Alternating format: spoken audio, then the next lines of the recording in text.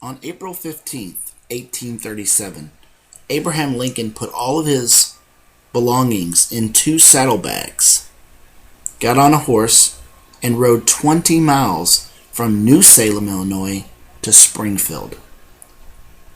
This is where he was setting up. And if you'll recall, as part of the Long Nine during the second term in the Illinois State House, Lincoln, along with 9 tall Whig politicians, was responsible for getting the state capital moved from Vandalia to Springfield. Now, the capital wouldn't technically become Springfield until 1839, but Abraham Lincoln decided he wanted to set up in Springfield because it was going to become the capital. It was going to be a booming town, and sadly, New Salem would be a dying town. But Lincoln was there to set up not only his career in politics, but to begin a career in the law, because in September 1836, some 6-7 months before, Lincoln had passed the bar exam. So when he arrives in Springfield, there are 3 important folks he's going to meet: Joshua Speed, John Todd Stuart, who we've already been introduced to, and Stephen Logan. Let's walk through all 3. Lincoln meets Joshua Speed actually on his very first day in Springfield. He arrives, goes to a general store, begins looking around the store for bedding supplies. Well, this is Joshua Speed's store. And he's working the front desk, and he sees Lincoln, takes him around. They add up the bedding supplies. It comes to about $17. It's at that point Lincoln tells Joshua that I'm afraid I don't have the money to pay for it, that I've come here to set up my career as a lawyer, and if I don't have any success, and by Christmas time I fear I'll never be able to pay you back. Speed told him, well, I have a loft upstairs where I sleep. This is my store. Why don't you go up there, look around. If you'd like to stay in here and bunk with me, that'll be fine. Lincoln went upstairs, looked around, didn't take long, came down and told Joshua, well, I think I've moved. And Lincoln and Joshua Speed would spend the next about 4 years sleeping together upstairs over Joshua Speed's general store.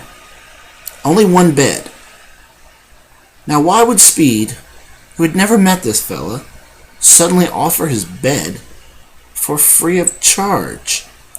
There's been speculations that this relationship between Lincoln and Speed was something more than a friendship, something sexual. There's even been a book written on this. And that's, unfortunately, reading the 19th century with the late 20th, early 21st century perspective. You see, Lincoln and Speed were good friends. They're BFFs. They are best friends forever. This is Lincoln. Joshua Speed is Lincoln's closest friend in his life. As such, they write letters, and they won't always be together. Speed in 1841 is going to move back to his hometown, which was Louisville, Kentucky, and Lincoln will stay in Springfield, but they'll write letters. Lincoln will visit Speed, but their letters read from today would seem very odd how they talked to one another in very affectionate language, telling you they loved one another. Speed saying later that Lincoln disclosed his whole heart to me in those nights where they bunked together. Well, that's just the way guys spoke to one another and acted around each other in the 19th century. It's very different than today. No credible historians believe that there was anything more than just a very close friendship between Speed and Lincoln. So for the purpose of this class, Speed is Lincoln's BFF, his closest friend. You see, Speed offered his bed because he knew who Lincoln was the moment he came in. Speed was a Whig. His family were Whigs back in Louisville, Kentucky. And he was excited and interested in politics. He knew who Lincoln was. It didn't take long. All Lincoln had to do was either say, I'm Abraham Lincoln, or just look at this mammoth beast coming through this door. Speed wanted to be around Lincoln. You see, Speed had a inclination for business. He loved politics, but he was never going to go into politics. He was deeply interested, but never committed to running for office. He was more of a businessman. Back home in Louisville, Kentucky, his family were very wealthy. Farmers, planters, they owned slaves, quite a number of slaves, actually. A very wealthy family. But Speed wanted to be part of the scene, and this was the rising Whig political superstar in Illinois. And that excited him. It's almost like an idol. So he offered him that bed. Speed will be very important in Lincoln's life. They will be lifelong friends. And if there's anyone who knew Lincoln, it's Speed. Speed would later tell stories, but he was always guarded for Lincoln. This is after Lincoln's dead and they're writing their first biographies. Speed discloses things, but even then he didn't go deep. I think he respected Lincoln and things that they were told, but he knew very intimate details of Lincoln's life that very few others knew. We'll come back to Speed in class. John Todd Stuart. Now, John Todd Stuart, we've already mentioned him as someone who is very important in Abraham Lincoln's life. Lincoln had gotten to know John Todd Stuart, when he arrived in the Illinois State House. And John Todd Stuart had mentored him, not only in politics, but in the law. You see, John Todd Stuart was one of Springfield's most well-known lawyers and politicians. Had been eclipsed by Lincoln, surprisingly, having taken Lincoln under his wing in the Whig Party. But John Todd Stuart helped Lincoln read law and prepared him for the bar exam. And once he passed, John Todd Stuart offered Lincoln a job in his law firm. And now law firms were very different than today. Back then, they were just two people. A senior law partner and a junior law partner. The senior partner would be the experienced lawyer. The junior partner is someone who's just coming in, learning the ropes. As such, usually the junior partner does most of the research, preparing for the case, and the senior partner usually does all the arguing in the courtroom, all the glory. As such, the senior partner usually gets about 75% of the fees, while the junior partner only gets 25%. It's part of learning the ropes. One day you'll become a senior partner and you'll get 75%. But John Todd Stuart, I've said before, was more interested in politics. He had ambitions to go to Washington. And therefore, while he was good at training Lincoln and preparing him to pass the bar exam, he did really little anything else to help Lincoln. As a matter of fact, because John Todd Stuart was so involved politically, he often neglected his legal practice and let Lincoln even argue in a courtroom. One of the most celebrated cases early in Lincoln's career in which he actually got to argue in the courtroom was People v. Truett. And this is a murder case in which Abraham Lincoln is defending Henry B. Truett, which surprisingly is a Democrat, which shows you that Lincoln was not partisan in politics. He would defend anyone willing to pay.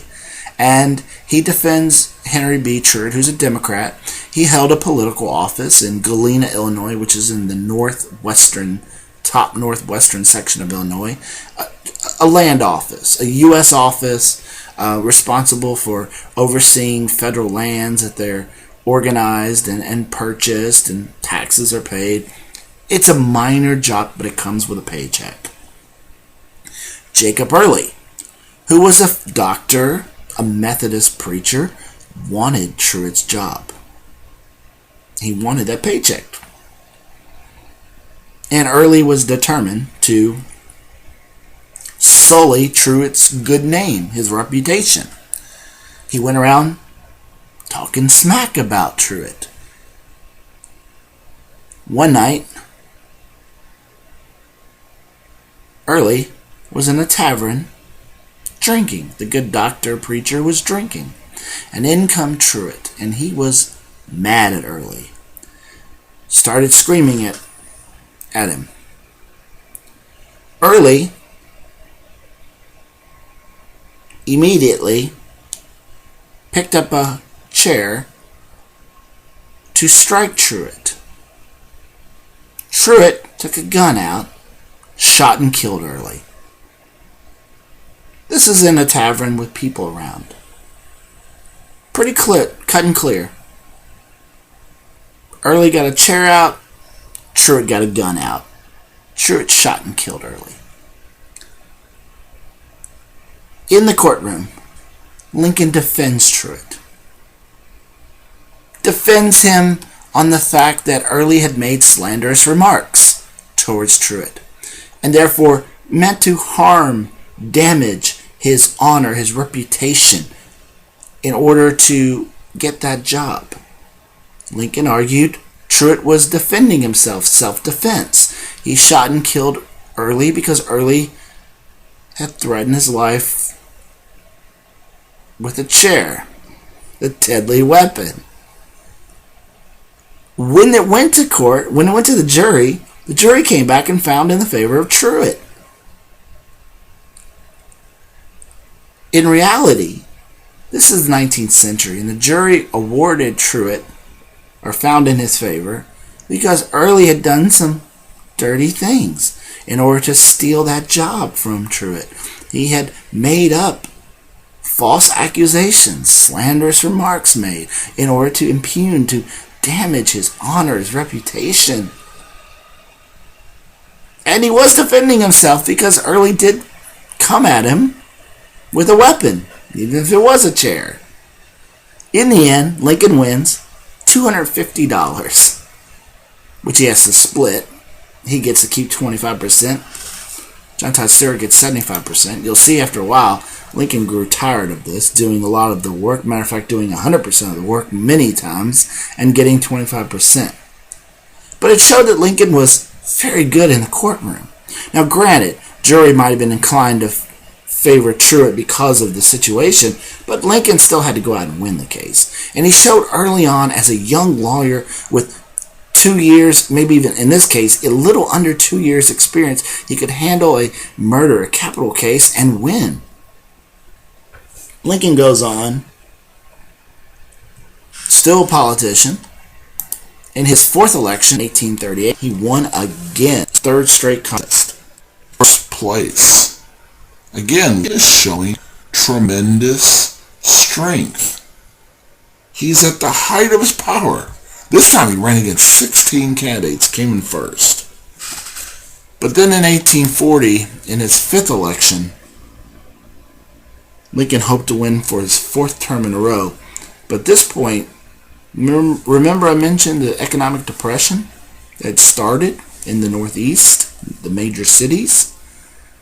Well, that depression had hit right after Lincoln passed that $10 million internal improvement bill, or was seen as the leader passing that bill. When the economic depression finally hit Illinois in late 1839, 1840, it hurt Lincoln going into this election. Lincoln was pointed out as the man who had passed this huge bill. The state had spent so much money, was beholden to people, and they didn't have the money to pay it off. People couldn't afford to pay higher taxes. In this election, Lincoln came in fourth. He barely met the top 4 threshold. Yes, he won again. In his fifth election, he won his fourth contest in a row. But now he was fourth. His star was slipping, and he knew it. He knew that unless miraculously the Depression would cure itself, which it will not until the early 1840s, he would not win another election probably, unless something turned into his favor. At the same time, there are changes in his career. The Stuart Lincoln law firm dissolved in early 1841. After about 4 years, Lincoln said, "I had enough." He'd worked with John Todd Stewart. John Todd Stewart had helped him basically get his law degree and nothing really else. So Lincoln dissolved that partnership and went off and found another senior partner. He wasn't ready to be his own senior partner. He didn't have enough experience. So he went with Stephen Logan. Stephen Logan was regarded as one of Springfield's most prominent lawyers. This was a guy who was all about the law. And where John Todd Stewart mentors Lincoln in the beginning stages of the law, gets Lincoln, most importantly, significantly, John Todd Stewart gets Lincoln ready to take the bar exam and pass. Stephen Logan will mentor Lincoln in the professionalization of becoming a lawyer. Let me say that again. Stephen Logan will mentor Lincoln in the professionalization of becoming a lawyer. You see, what Stephen Logan was, he ate, drank, slept the law. He was a man who, unlike Stuart, who had told Lincoln to read these books to prepare for the bar exam, and then it was done, and then you just go practice, Logan had a set of books and told Lincoln, every year you reread these texts. You stay sharp on what are the most important books, and if anything new came along, he had him read it to stay sharp. Logan, where John Todd Stewart taught Lincoln to prepare your case, Logan prepared Lincoln, told Lincoln to prepare not only your case, but think about what your opponent may throw at you. So as you prepare your case, you need to prepare also your opponent's case. Be prepared for what might be coming. Don't be shocked. He was a very tedious, methodical, very professional in the law. And Stephen Logan, not only will he significantly mentor Lincoln in the professionalization of becoming a lawyer, he will prepare Lincoln for the next step. That after a few years together, Lincoln will be ready to become his own senior partner. We'll pick up class where we left off on Wednesday.